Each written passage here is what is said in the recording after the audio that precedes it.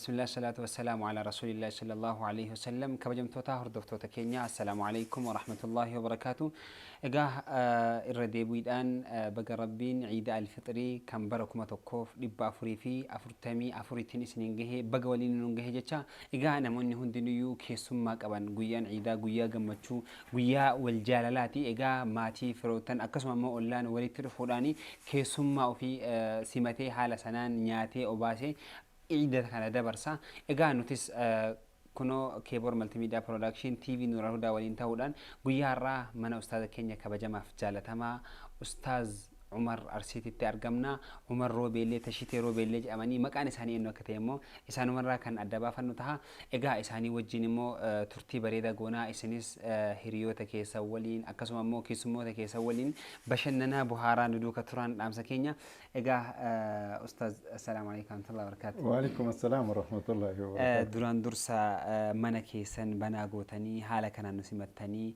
سجنتا عيدا كي ثم عيدا جوتني ستين وفيرو كيسني في الدوغة لتوم الفرد أسنين يشوف بربادا. إسنس قلتهم وان منكين زيارة رفتني. أي جزاكم الله خيرا. إجا كن جويان جويا عيداتي جويا جمتشوتي إجا جويا نمون نهدون ولترفني والزيارة نيدا أقسم مو ماتي في فروتنيس فجين يرى كان أولا جيران أولا ولترفي على سنة والسمتي ولين أجي ولين تبتي على سنة بشنني لبرسا نتسكن الرماتي كيسن جدو ترجمنا إجا مي جلكبا حواسها والاسم برسيسنا حواس مي مكا كيسن أكو مجلكبا كاسو في عليه مكوت أنكا يسنين كيسا مكان كيسن كميدا أكمل مي حالي كنا مكان كنيني مكمل تولى بلاتا. بسم الله الحمد لله الصلاة والسلام على رسول الله صلى الله عليه وسلم. نمون باي ركعتني مكان الدنيا إتي كنا ميجدامو أكوان قرم سباي إكيس سنني غيرو أني جوابا مت مكان كي يا عمر روبي جلامو عمر روبي جتاني مكان أني درا أمانتا برو كيس وان تورف مكان كي إندي دراني تشتى روبي جلامو تشتى مكان كي يا روبي مكان باكي ما شاء الله. يسوع مثلا تشتى إمبرادي زاني هواسني مسلمة نجالتشو إرّا نمنكم مكا مسلمات وأرجتشو كبا إنس يوم إنن هابا فنوف جراني يو فلتان عمر جراني عمر النم موجاسني عمر روبي جراني أشياء كسر عمر روبي نمني قرين أستاذ عمر أرسي كيا أرسي كيا نسيها إذا كتاب الرت مكا كتابات ماله أوكي ما شاء الله إجامي أكما أما مكا كيسان الرت كاس فيال تاني عشان دور أمانتي سلامة رنتوري جرا أمانتي سلامة ترفتني أشي دور أمانتي كاميرا ترفتني جام أمانتي سلامة تو أكمل ترفتني لا أشين دور أنا أمانتا كريستيانا كيسة توري جرا أمانتا سلامة ترفو فمو ربين سببا كان أقول القرآن ما هيكا قرآن أفان أمارات دبسة يعني يرو دبسوا زين أكل لبول الذي تقول فيكشن مين واني ماجد أجد شوف قرآن أدام بازه تين دارما دوغا سا أدام بازه كوني دارتا وكا بجلي تما دبسة ماله دوغا تاجلي لين دبه بوده اسمه تنالي كبس قرآن كتاب سان إنه سني كني مو فما نما تنا كني قرآن فراكية تجرا ور فراكية ويتدور بيشكية وتجرا بسات القرآن أفان أمارا هيكا أفان أمارا سن وديتمو هو كنو كونسيفتا أنا عندي أنا مو إسلام يتنتو فدون تان يروسن لبولة باي وان دبزو برسان كيسة يسأل لي أشوف كيسة قالشة قرآن اللي لبولة برسان دبزو كيسة توكو جري كذي فوديتمو دبز ما شاء الله أشكيسة تفرقت تاني ما آيان يروسن تيسن كيسة أثر وهي كيتي وكان جرام الإسلام كان أسلفته قرآن كيسة بك كم تو أكا كان جرام أفتني سنتايزي جابا أجايب آيان سوني نكوفانيتي ورا أما بايوغرافي ورا هارو مسلمة تاني كورا أمريكا كورا أوروبا اللي يدو كتابات أددا دبسة نموتا هنگا مرتاح سببا آية أن التين إسلام سينتين ورا إسلام سينت ما شاء الله يدو دبسة جرا آية سوني سورة ما يدا كيستي يا كوس دبتو كوم كل جارة هنگا كل ترباتي وإذ قال الله يا عيسى ابن مريم أنت قلت للناس اتخذوني وأمي إلهين من دون الله أجلكم ما شاء الله وان أجايباتي أني قرآن قوتو من قوتو ودو هندو بسين سورة مايدا رغاية بكا كان يو أرغي جد قرآن ولي تشوفه هيكا قرآن كاركا قبسن ولي تشوفه غنا irra deebi'ee amantii duubumatti deebi'ee waan amantaa kiristaanaa illee qorachuu jalqabe booda ammoo haga xumuratti quraanicha dubbisee walitti deebiseetti biraa deeme garuu gaafas islaamummaatti hin seenne karoorfadhee biraa deeme jechuudha. Maashaallah. Sanii as immoo gara amantii dhuftanii egaa adda waa hunda qulqulleeffattanii adda baafattanii. Gamaa gamana qoradhe haala tokko tokko illee mijeeffadhe rabbiin naa guute cimboota islaamummaa fudhadhe. Maashaallah.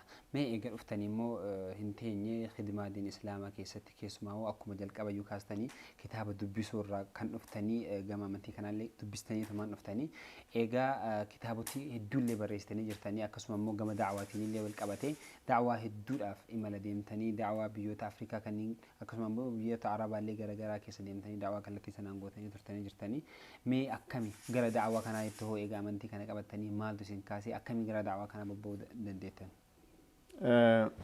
Ani dhugatti waan kana karoorfadhee ittiin baane. Namni tokko yoo mana barumsaa seenee jedhu barumsa ofii baratee barumsa saniin sadarkaa tokko qabatee sadarkaa kaan irraallee gara biraatti jijjiirame yookiin hojii mootummaas ta'e hojii daldalas itti bobba'ee uf jijjiiraa biyyallee jijjiira ka jedhu kaayyoon yeroo barumsa barannu kaqabu. The moment I entered into Islam, aga Islam masseene kitaaba adda addaa illee dubbisee waan tokko tokko laalee jedhe karaan ani irratti hojjechuu qaba kana jedhe ufiin murteessa. San ani ufiin hin taane yeroo sanani asallatti ka islaamummaa seenee warri asallaa warri wajjin masgida seenee wajjin salaannu waan amma hubatte kana ummatatti himuu qabda ummatatti beeksisuu qabda. Rabbi irraas gaafataa jedhanii na sodaachisuu jalqaban. Akkasumaan waan dubbise ammoo barreessuu yaadannoo qabachuu wanni akkasii narra ture. Ajaa'iba irraa waan kitaabatti ceenaa kitaaba kana barreessuudhaaf dura waa'ee kitaaba irraa quotation wayii yookaan ammoo jechoota hayyoota wayii dubbisee ture. Inni suni kitaaba jechaan waan namni tokko hangafni tokko dhaloota ganaa hin dhalanneefuu gumaachuu danda'u ka jedhu. Books are the legacies that the genius can inherit for the generation who are not yet born ka jedhu dubbise. Yeroo san arbaamin waa teknoolojii jedhanii kan itti barataa ture. Isarratti matseetii ittiin eebbifamnu irratti jecha kana matseetii san keessatti kitaabee san keessatti barreesse koree kitaabee san qopheessitullee ture. Contributed by Tashite Robe jedhamee achirratti naa galfaa'ee ittiin eebbifame. Wanti kitaaba gaafas irraa sammuu kiyyaarratti barreessuun akka barbaachisu. Booda ammoo haga islaamummaa dhufee jedhee macaafa qulqulluun dubbisaa quraanallee dubbisaa waan dubbise keessaa hundarraayyuu yaadannoo qabataa deema. Yaadannoo santu walitti funaannamee kitaaba ta'ee ba'e. Maashaallah. Egaa mee waa'ee kitaabarraa bal'inaan gara fuulduraadhaan kaasna. Mee waa'ee daawaatiin wal qabatee daawaa silaa kallattii kanaan hawaasni isin kakaasee waan silaa ofii argitan kana dubbistanii kitaabilee garaagaraa dubbistanii argitan waan ta'eef amantii lachuu wal bira qabdanii haala bareedaan barsiisuu dandeettan waan ta'eef jecha namoonni kanatti isin kakaasanii eegamee daawaa gochuudhaa eegaltanii namoota meeqaadha? Biyyoota akkamii fa keessa deemtanii daawaa gootanii akkasuma immoo namoonni harka keessanitti shaadaa qabatan hoo baay'ina isaanii beektu laata? Dhugatti ani dura oduu biyyoota biraatu hin deemin biyyuma kanatti jalqabe. Biyyuma Itoophiyaa keessattuu harka tokkoon hojii mootummaa hojjetaa guyyaa sanbata lamaanii biyya keessa deemaa warroota kiristaanaa wajjin haasa'aa akkasuma marii godhaa oduma deemu namoonnis islaamummaa seenuu jalqabanii.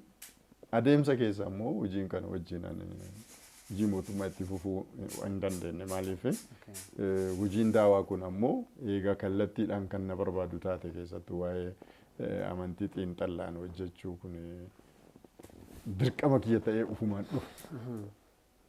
itti gaafata ufumaan balbala kiyya rukute dirqama kiyya ta'ee dhufe waajiba kiyya yookaan waan ani ittiin dhaabachuu qabu ta'ee argadhe. Kanaaf gara jalaa socho'uu dhabe harka itti kennadhe harkuma kiyyaan hojii mootummaa barreessee gadi lakkise. Hojii mootummaa gad lakkise. Sabni hojii kana lakkistanii sababa da'waa qofa. Waa takka ajaan biraan jiru. Hojii mootummaa gad lakkisee achirraa biyyuma keessatti hojjechuu jalqabee namoonni hedduun islaamummaa seenanii irra baay'een ka kitaabaan seenantu caala. Kun ammoo kitaaba dubbisaa kitaaba irraa kan seenantu caala. Inni kun ammoo warroota baay'een konferensii irratti illee warra deebi'antu jira. Akkasumatti hojjedhu biyya keessatti achirraa yeroo tokko biyya Kwaatar visiting hin deeme yoo deeme jedhu warri achitti biyya seentira islaamaa guddaa tokkotu jira. Eegas hin dhiibnu asumanni waliin hojjedhu jedhanii warri sun waadaa naa galanii isaan wajjinis waggaa 7 akka achitti hojjedhe. Qaxariin keessa. Achitti namoota Afrikaa hedduun warri hojii biyya san dhaqan Naayijeeriyaa, Keeniyaa, Yugaandaa warroonni akkasii nama hedduutu gara islaamummaatti seene. Akkasuma ammas Naayiroobii Keeniyaattis sochii xinnoo godheen manxasa kitaabaa achitti hojjedheen kitaabni sunuu naanna'e amma riipoortiin yookaan gabaasni achirraa naa dhufaa jiru namoota hedduutu islaama ta'e jedhanii kun baay'ee ni'ima guddaadha alhamdulillahi rabbiin irraa jaalatu. Baay'ee namatti tola. Egaa akkuma rasuulli sallallahu alaihi wasallam Ali bin Abi Talib jedhanii namni tokko harka keetitti islaamummaa kana qabatutu qajeelutu gaala diddiimtu lamarra si caala akkuma rasuulli jedhanii. Egaa isin immoo nama tokko osoo hin taane namoota hedduu kitaabilee keessanirraa akkasuma immoo da'wama keessanirraa konferensii garaagaraa hordofanii haala kanaan deebi'anii kun immoo fadlii rabbiiti alhamdulillah. Mee da'waa keessaa osoo hin baane mudannoon da'waa keessan keessatti maaliif namni gaafa imala deemu waa hedduutu nama mudata. Da'waa keessan keessatti mee mudannoon isin mudate jira imala keessatti haa ta'u yookaan dubbattanii waltajjiirratti haa ta'u yookaan wama wahii keessatti wanni isin mudate gama da'waatiin yoo jiraate.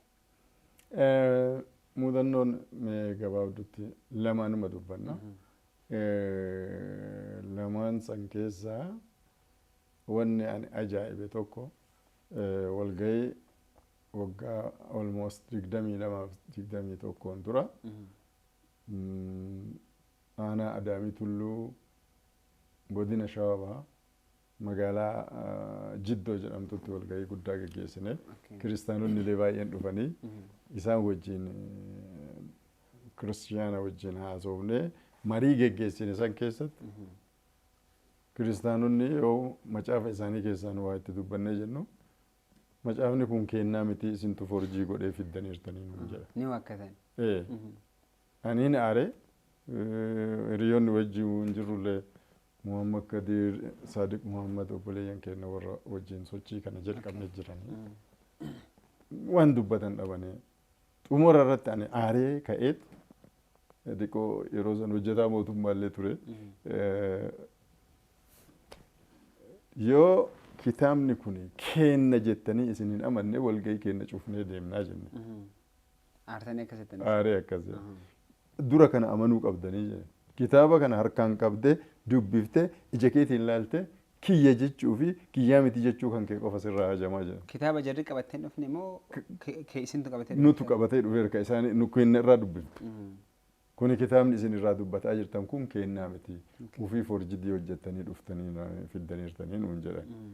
Maaliif maqdimii keessatti seensa kun muqaddimaa ka jedhamu kana isa keessa yoo seennee jennu macaafni qulqulluun bara akkanaatitti fooyya'ee bara akkanaatis sirraa'ee akkas ka jedhu dubbifne. Yoo isa dubbifne macaafni qulqulluun hin fooyya'aa ka jedhu achi keessatti argine. Jarri ammoo saniif rifattee macaafni keenya hin fooyya'u jechuu barbaadaniiti. Macaafni kun kennaa miti isintu forjii godhee fiddan malee forjidii hojjettanii fiddan malee nuun jedha. Achirratti macaafni kun keessan ta'uuf hin taane haga ati mirkaneessitu si wajjin hin dubbadhu jedhe. Hoo ulaalii jedhe. Kitaaba narraa fuudhee akkanuma ilaalee lana garuu macaafummaa yeenyaa unoo jedhe. Kuni tokko. Inni biraa ammoo mudannoo lamaanumarraa yoo dubbanne gaariidha. Faranjitti wajjiitti waliin dubbanne Ameerikitti wayii wajjin waliin dubbanne Ameerikittiin tune yoo waliin dubbanne jennu amantiin kee maalii jennaan pirootestaantii naan jette. Pirootestaantiin bara itti uumame beektaa jedheen. Maartiin Luutertuu bara 1525tti uumee naan jette. Mee macaafa keetiin irkisiitii waan jecha Yesuusiitiin waliin galu yoo Maartiin Luuter ka jedhamu pirootestaantii uume qabadhaa ka jedhee Yesuus dhaamsa san naa kennii jedheen. I don't want to discuss anymore with you about religion naan jette. Sa'aatii kanarraa jalqabee si wajjin waa'ee amantii dubbachuu hin barbaadu jettee na cufte. Mudannoo kana dha. Isin cufnaan ima dhiistan. Maal godha dullaa saduu makiinaa keessa waliin jirra karaa deemaarra. Akkii maashaallah. Maaliif laa ikraa fiddiin jira kan rabbiin quraana keessatti amantii keessatti dirqisiisuu waan hin jiru waan jedhu. Dubbadhu jettee dhiisuu malee filannoon biraa hin jiru. Maashaallah mudannoo ajaa'ibaati. Egaa kabajamtoota hordoftoota keenya kun guyyaa ciidaati. Hundi keessan mana keessanitti buhaaraa gammadaa maatii fi firoottan keessa waliin ollaa keessa waliin taphataa akka nu daawwataa jirtan abdii qaba.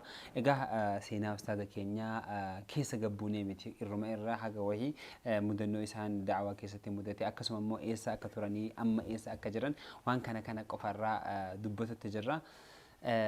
Kanaaf isinis mana keessan taa'aa nyaataa unataa inshaallah nu duuka turan dhaamsa kenna.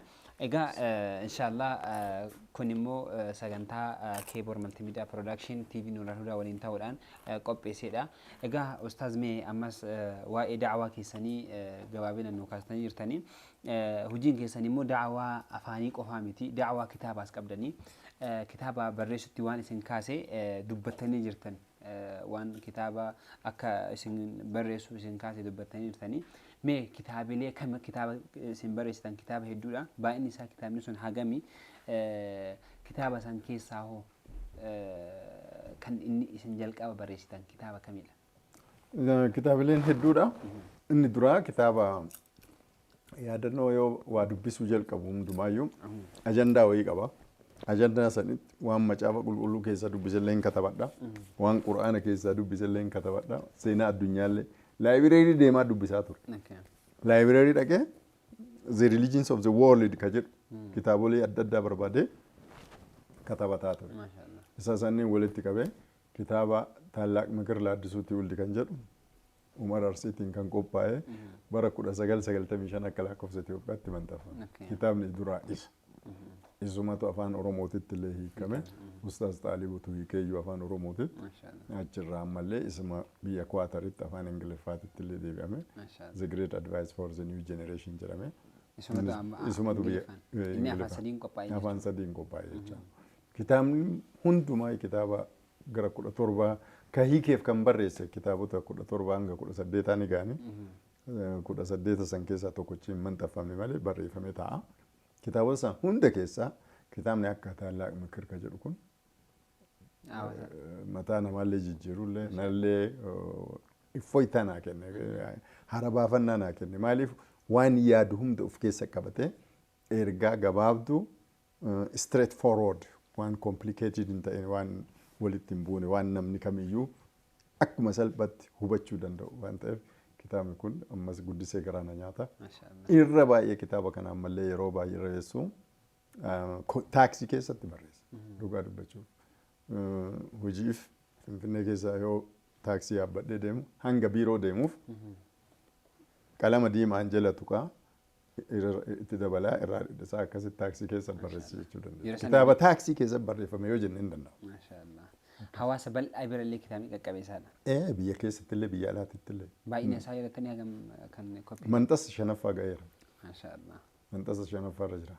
Inni amma macarrashaa kan xumura manxasa shanaffaarra jira. Maashaallah. Isatti aanee hoo kitaabni baay'inaan hawaasa bal'aa bira gahee jettanii si yaaddan maal kamidha? Amma kitaabatti xinnoo takkatu bira gahee jira. Isarrallee amma rabbiin dhugaa eenyuta jettu afaan Amaaraati. Ewnatanya amlaak maannoo Amaarinya. Kitaabattiin tun amma baay'inaan uummata biratti barbaadamaa jirtillee uummata keessallee facaatee jirti jijjiirraallee fidaa jirti namoonni hedduun sababa isiitiin ammoo islaamummaatti kan seenaa jiran ammallee hanga ammaatittu namoota baay'eetu islaamummaatti seenaa jira. Maaliif kitaabattiin sun gabaabduudha ammallee akkuma salphan namni dubbisee hubachuu danda'a. Kiisii kaa'atanii kitaaba 100 kiisii kaa'attee deemuu danda'a. شاء الله فسنا جواب ستاني قبة ستاني نمني هندو كيسي كاتي كيسي باسي كاتي نما كنو دندان ولا قد يمني وردو آتا إسكا فركاو دون قباتن لكنيت جولين ما نوريتي ستو كتاب عمر أرسيك أبداني من جد تجربة نجابة نهي من وردو آتا ولا قاندي ما شاء الله الحمد لله دابا تيسمبر بعد نمني أم يروم ما شاء الله كوني ما جيرة مقدار لك يسوتو كتابا أكستي حواس جيرون حواس لي كتابا كيس أنا بربادون إيه براتوني باي رافية دماني وان باي أنا مجمع تشيسو إجامي كتابا بريسو دان هو وانت أدى واني سمودة تجرا يوكان مو كتابا كنا كيست بو أبا يهدو تجرا كيسو ما هو كتابا بريساني maybe baasii garaagaraa barbaada gara baasiitiin maybe rakkina jiraatu mala yookaan immoo barreessaniiyyuu akka silaa yaadametti nama bira qaqqabu yeroo dhabullee jira gara kanaan homee wanni isin mudate jira. Inni tokko lama miti. Tokkoffaa amma nyaanni kun dhiyaatee jira. Nyaanni kun nyaatamne yoo deemame. Akkasuma dhiisanii osoo ka'anii. Oduu ka'anii. Warri nyaata kana qopheesse hagam nama gammada. Akkuma kana jecha kitaabicha yoo barreessite haa namni dubbisuuf akkuma dura dubbanne books are the legacy that genius can inherit kitaaba jechaan dhaala warri hangaftoota dhaloota ganaa hin dhalanneefu dhaalchisuu danda'u eega jedhan yoo dhaloonni amma jiru kun kitaaba kan hin dubbifne taate hamilee nama tuqa. Lamuu akka hin barreessine qalamni kan kee akka gogusi taasisa. Inni lammaffaan madda ittiin maxxansiisuuf qabaachuu qabu. Yoo madda ittiin maxxansiiftullee hin qabaatin nama anaa miti namoota hedduutu gabaa ba'ee jira. Waan ittiin maxxansan dhabanii yeroo ammaa kana keessatti gatiin waraqataa ol ka'ee jira. Gatiin gabaa ol ka'ee jira. Namni maxxansee yoo namni kun irraa hin bin fiddee mana kitaaba tokko fiddee yoo ati kitaaba itti kennite gurgurree sii kennine jedhanii sirraa fuudhan. Waggaallee yoo itti deebitu kun kitaabni kee achi jira yoo feete fudhu deemisiin jedha. Wanti akkanaa kun hamilee nama tokko. Garuu ana alhamdulillah bakka akkasitti illee yoo inni kitaabni akkasitti narra taa'ellee tola qoodee ofirraa hubbaama. Alhamdulillah. Teessan tana wayya maashaallah. Egamee gamanumaan barreessitoota hedduutu nu daawwataa jiru. Mudannoon kun kan isaan mudate illee hedduudha. Isaan kanaafoo hedduu bara dheeraa keessa turtan kitaaba barreessuu keessatti wanni dhaamtaniif jira bakka kanatti. Wanni dhaamu tokkoffaa kitaabni yoo barreeffamu yeroo ammaa kana keessatti haala amma jiru kana keessatti gabaabsinee barreessuutu irra gaara. Gabaabsinee barreessuun gatii ittiin maxxansinullee gatii laafaan maxxansina. Namni illee dubbisuuf hin ifatu. Namni amma biizii ta'eera. Hojiin biizii ta'eera. Barumsaan biizii ta'eera. Feesbuukiin biizii ta'eera. Jarbaabuukiin biizii ta'eera. Kanaafuu kitaaba gabaabduu ijoo point by point lafa kaayamtetu uummata biratti dubbifama. Inni kun vooliyumii guddaa dikshineerii yookaan ammoo insaayikilooppiidiyaa qopheessinee uummata ittiin dhiyaan tokkoffaa nurraa hin bitan. Lammaffaa yoo bitanillee bitaniituma xarapheezaa irra fe'anii kaayan malee keessa seenanii hin dubbisan. Kanaaf bifa gabaabaan vooliyumii yooma kitaaba guddaallee barreessuu barbaanne addaan qoqqoonnee vooliyumii tokkoffaa vooliyumii lammaffaa sadaffaa jennee akkasiin yoo qopheessine hawaasa keessa gadi lixuu danda'a jecha. Kitaaba hedduu balqii isaa barreessitee fuula 300-500 barreessitee akkasi xarapheezaa irra kan taa'e irra fuula 20 fuula 30 takka barreessitee qabxiin takka hawaasa bira yoo geettee bu'aa yookaan ammoo jijjiirraa yoo fidde santu irra faayidaa nama qaba jedhee ilaalcha kiyya. Sirriidha. Keessumaayyuu kallattii hedduudhaan hawaasa bira qaqqabuu danda'a. Tokko baay'inni luukii isaanii hir'ata. Akkaataa baay'inni luukii isaa hir'atuun immoo gatiin isaallee gadi bu'a. Gatiin maxxansaallee gadi bu'a. Gatiin gurguraallee gadi bu'a. Kanaaf humna namaa tilmaama keessa galchee jira jecha. Adda yeroo addaa namni jiruun itti ulfaatee waan jiruuf jiruu kan wajjin maallaqa guddaa baasee kitaaba bitu. Maashaallah. Egaa yaada bareedaadha. Egaa gamanumaan immoo isaanis itti hojjetanii itti dalagan jennee abdii qabna. Inshaallah. Egaa sagantaa keenya keessattuu seenaa keessan hedduu keessa buunee isin gaafachuu waan dhabnee fi tokko yeroo hin qabnu gabaabaadha. Lama immoo qophiin illee qophii ciidaati waan ta'eef bal'inaan immoo inshaallah sagantaa biraatiin gara fuulduraatti kan deemnu ta'a. Mee as haa dhufnu gara maatiititti. Maatii keessan baratam horattan akkamitti horattanii maatii kana horattanii amma yeroo amma ijoollee meeqa qabdammee maatii hedduu keessa waliin jira waan ta'eef.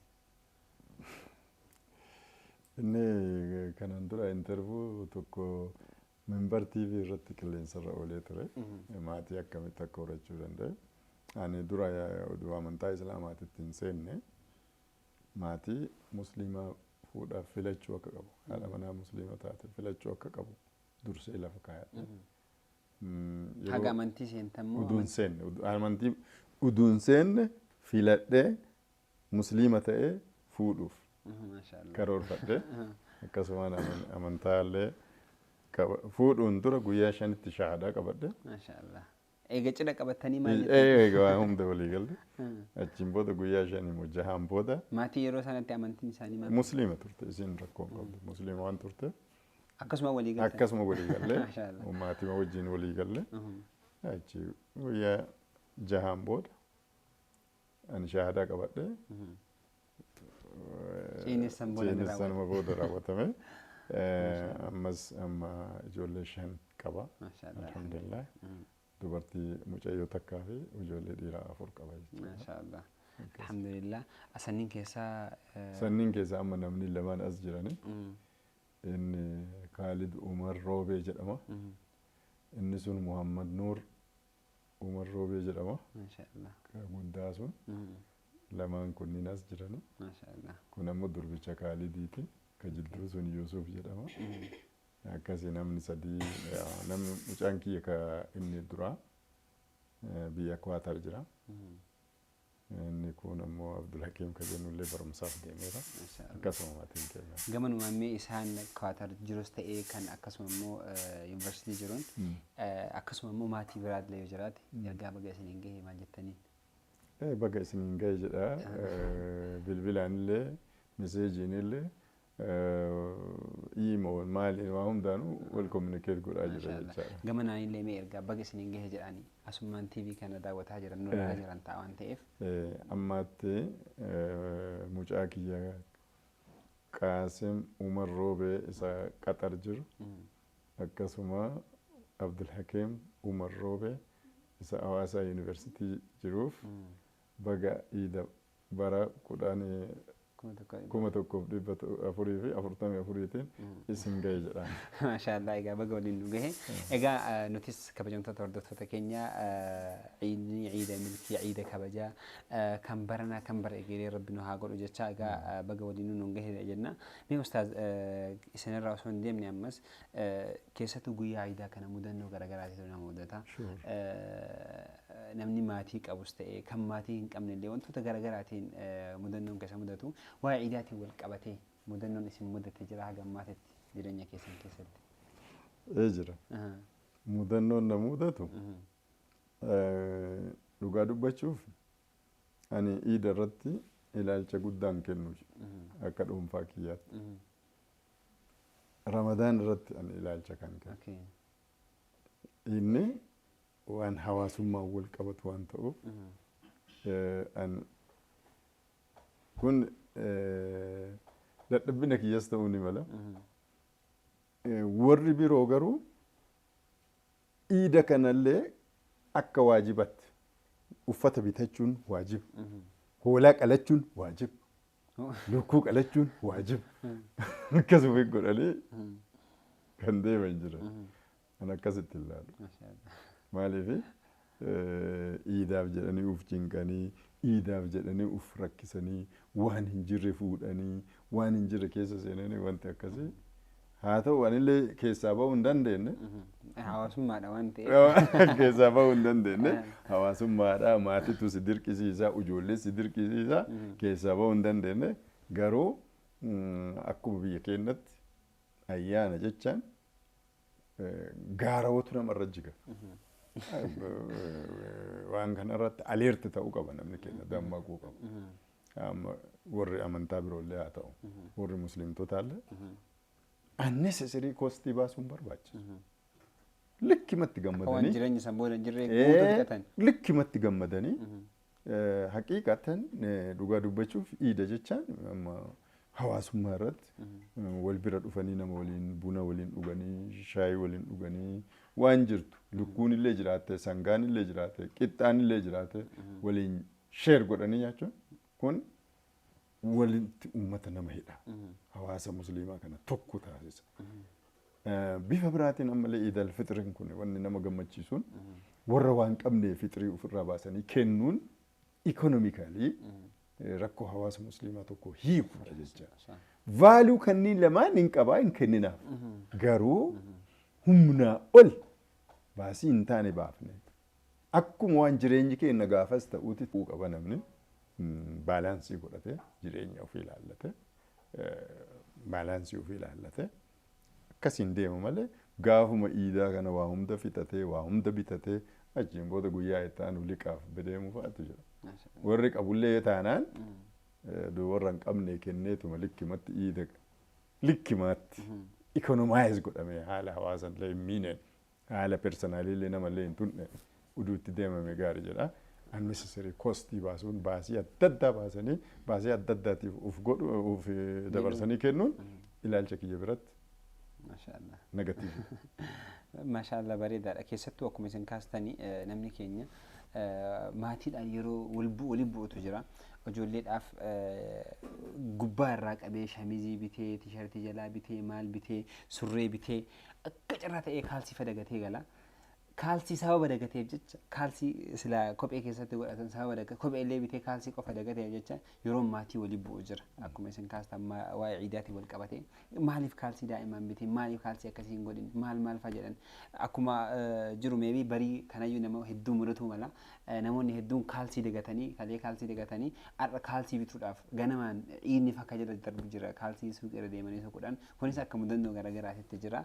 Hawaasni keenya keessa immoo wantoota garaagaraatu jira. Kanaaf hawaasni keenya bal'aan akkuma isaan jettanii waan kanarratti baasii of miidhuu osoo hin taane wajaalna kun uummata wasaxaa rabbileen nu jedha. Waa hunda keessatti immoo wasaxa ta'uun jidduu gala ta'uun barbaachisaadha waan ta'eef maashaallah erga guddaa gamanumaan dabarsitanii egaa nutis nyaataa unachaa taphataa inshaallah sagantaa ciida keenyaa guyyaa ciida keenyaa keessummaa keessan taanii dabarsaati jirra. Egaa hordoftoonni keenyas ciida kana ciida gammachuu ciida akkasuma tokkummaa ciida jaalalaa taanii maatii waliin taanii akka dabarsaa jiran abdii qabna.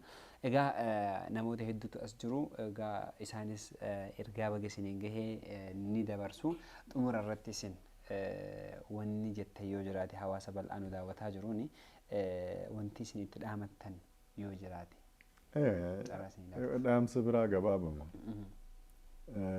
Rabbi numaraa irraa haa jaalatu. Ciida keenya nurraa haa jaalatu. Taqabbal Allahu minna wa minkum. Ammas kabara dhufuutiin illee nu haa ga'u. Ciida kana ciida gammachuu, ciida barakaa, ciida nagaya, ciida araarama Rabbi nu haa taasisu. Ka itti aanuun illee Rabbi nu haa ga'u. Kanuma guyyaadhaatiif wanti uummataaf barbaachisa. Egaa kabajamtoota hordoftoota keenya Khalid maatii ustaazaa keenya keessaa isa tokkodha ilma isaaniiti. Egaa Khalid mee abbaa kan kee kan akkamii ibsitaati? Abbaan kiyyaa nama guddaa maashaallah illee guddadhee akkuma isaaniititti kitaaba adda addaa barreesse Maashaallah. nama adda addaa gara islaamaatti deebisuu Maashaallah karoorri kan kee akka isaanii ta'uudha jechuudha. Isaan caaluun barbaaddu?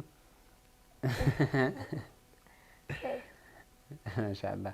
Egaa rabbiin ka'ati yaadde ol si haa godhu inshaallah. Daawwattoonni keenya illee du'aa isii godhanii mee gamanumaan hoo namni ati baga isiniin gahe jechuun ni barbaaddu maqaa dhooftee eenyu fa'aa ummaa kee haa ta'u obboleettii kee obboleessa kee haa ta'u maqaa dhooftee namni ati baga isiniin gahe jechuun ni barbaaddu ciida kana. Ishii nama musliima hunda ta'e hundaafu baga iidal fitriin isin gahe jedha. Maashaallah. Jaan sun abbaa kiyyaa Umar Roobee baga ittiin si gahedha. Maashaallah. Kan biraan immoo haadhatii Caaltuu Bishiraa baga ittiin si gahedha. Nama musliima taatan maraayyuu baga ittiin si Maashaallah. Egaa galatama Khalid. Egaa hundumaa uummata islaamaa kan nu daawwataa jirtan baga isiniin gahe jedhee jira Khalid. Galatame Khalid. Egaa mee gara isaatitti dabarra. Yusuf maashaallah. Ati maal ustaazaati? Durbicha Khalid. Durbicha Khalidiiti. Ustaaza maal jettee waamtaan? Ustaazaan Abba jettaan. Maashaallah. Mee ati hoo akka Khalidii kanatti namni baga isiniin gahete jettuun eenyudha? abbaa kiyya Jamaal Aliyyi baga ittiin siin ga'eedha. Haadha tiyya Ayyaantuu Bushiraa baga ittiin siin ga'eedha. Musliimoon Muslima hundaanuu baga isiniin ga'e jettaan. Maashaallah egaa galatoomuu ulfaadha jazaakallaa khayran. Egaa mee gama keetitti haa dabarru ati hoo waa'ee ustaazaatiin wal qabatee maal jetta? Bismillah wassalaatu wassalaamu alaa rasuulillah sallallahu alaihi wasallam. Maqaan kiyya Muhammad Nuur Umar Roobee jedhama. Ustaazaa fi ilma sadaffaadha. Maashaallah. Waa'ee ustaazaa yoo na gaafattan ustaazni aalima guddaadha. Rabbiin uummata Oromoof kan erge. Maashaallah hojii khayrii isaanii Rabbi irraa haa jaalatu. Kana hafe dammoo yaa'u isaan waa'ee da'awaa kanaaf malee waan biraa hin dhimmamanii. Saniifillee Rabbi haa gargaaru. Maashaallah. Waa'ee da'awaa kanarratti illee uummanni Oromoo waa'ee ergaa ustaazaa kana sirriitti qabatanii irraa baratuu qabdanii ergaan kiyya kana. Maashaallah ati hoomii isaan kitaaba barreessuun haa ta'uu da'awaa gama da'awaatiin haa ta'uu kallattii garaagaraatiin hawaasa tajaajilaa jiranii ati hoo hawaasa kan kee akkamitti tajaajiluudhaaf yaaddeerta? Inshallah ani bakka isaanii Khaalid Tashiiteen hin bu'aa jedhee yaada. Maashaallah.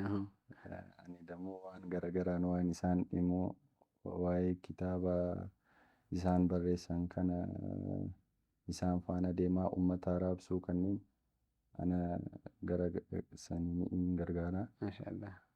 Irrallee yaa'u kallattii hundaan duukanii dhaabbadhaadha. Maashaallah egaa galatoomee gamanumaan mee ergaa baga isinii gahee namni ati jettu yoo jiraate. Uummata Islaamaa hundaa biyya kana keessa jirtanii biyya alaa jirtan maraa baga isiniin baga Iidal Fixiriin isiniin ga'e jedha. Irraansee dammoo maatii kiyya hundaa abbaa kiyya Umar Roobee ishee Umar Roobeetiif haadha tiyya Caaltuu Bushiraatiin baga isiniin ga'e jedha. Obboleessa kiyya biyya biraa jirullee Qaasiin Tashitee jedhama baga isiniin ga'e isin jedha asillee. Adaadaa tiyya ta'ee Bushiraa kan jedhamtu illee baga isiin ga'e jedha. Maashaallah. Egaa galatoomuu ulfaadha jazaakallaa khayran. Egaa mee gama obboleessa keenyaatti dhufna. Gama keetti dhufnu ustaazaa mana ollaadha. Maqaan kee eenyudha? Ati hoo gabaabina ustaazaa kana ibsitaa ergaa baga isiniin gahee hoo akkamitti dabarfatta? Maqaan koo Abdiisaa Buliin jedhama. Jiraataa naannoo kanaa yoo ta'u ollaa isaaniiti. Ani Umar Tashiteen jedhu abbaayedha. Akka abbaa kiyyaatittis akka abbaa kiyyaa olittis isaan laala isaan kabaja. Isaan ibsuudhaaf jecha hagana jedhu hin qabu. Waan jechaan ibsuu hin qabu. Wanti jedhees akka aanaatii fi akka bakka kiyyatti ifaa hedduu naataniiran. Ani isaan dukkana keessa taa'ee isaan ifaa naataniiran. Barumsa guddaarraan fudhadhee jira. Jecha hin qabu. Egaa dhugaadha nama dhiba yeroo tokko tokko wanti ati jettee ibsitu nama waan guddaa siif ta'e yookiin waan guddaa siif gumaache wayii akka ati jettee yeroo ibsitu jechi yeroo si hanqatu jira yookaan yeroo jechuma sanuu dhabdutu jira jechuun jiruyyuu yeroo dhabdutu jira. Kun ni jira waan ta'eef egaa mee gabaabinaan hoo ergaa baga isiniin gahee namni itti dabarfattu yoo jiraate. Duraan dursee maatiin kan koo baga isin ga'ee jedha. Itti aansuudhaaf ummatoota musliimaa addunyaa mararra jirtaniin baga ayyaana Iidal Fixiriin isin ga'e jechuudhaan ergaan koo asumarra dabarfadha. Itti aansuudhaan ammoo baga isin ga'e Isaanii jechuudhaan barbaada. Ayyee galatamu jazakallah khairan. Egaa galatoomi mee Abdurrahmaan asitti dhuftee ustaazaa waliin turtee haala kanaan turtii bareedaa kana waliin nu taanii godhuu keetiif maaltu sitti dhaga'ama? Bismillah alhamdulillah salatu wassalamu ala rasulillah sallallahu alaihi wasallam. Awwala irratti yaa'u wallahi mana keessattuu nuti kana durallee akka maltiimiidiyaa keenyatti ziyaaraa bakka hedduu deemneerra. Taruu ziyaaraa taasisne sanniin keessatti ziyaaraan akka guyyaa kana guyyaa iidaa ta'eef ta'e mana ustaazaa jirraaf ta'e ziyaaraan akka guyyaa kana natti walii tole baay'ee gammachuu kam jira. akka ta'e Waliin harkaa dhoofte. Maaliif jennaan seenaa hedduu as taa'ee dhaggeeffataa ture.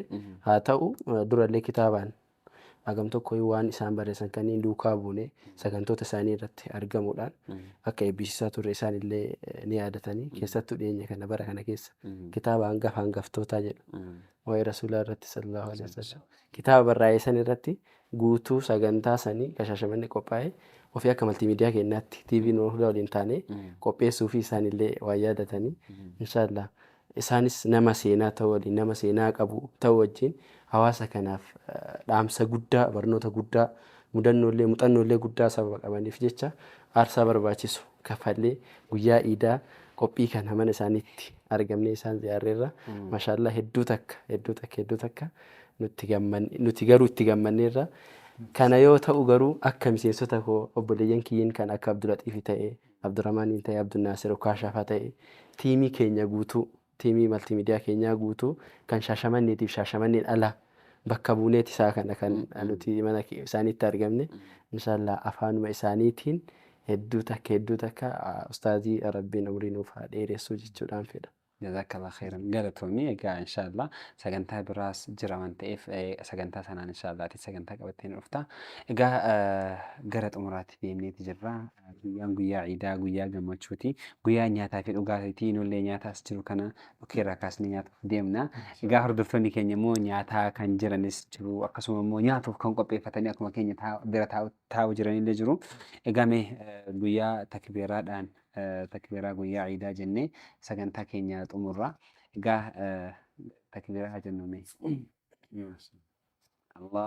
Allahu akbar Allahu akbar Allahu akbar la ilaha illallah Allahu akbar walillahil hamdu Allahu akbar Allahu akbar Allahu akbar لا إله إلا الله الله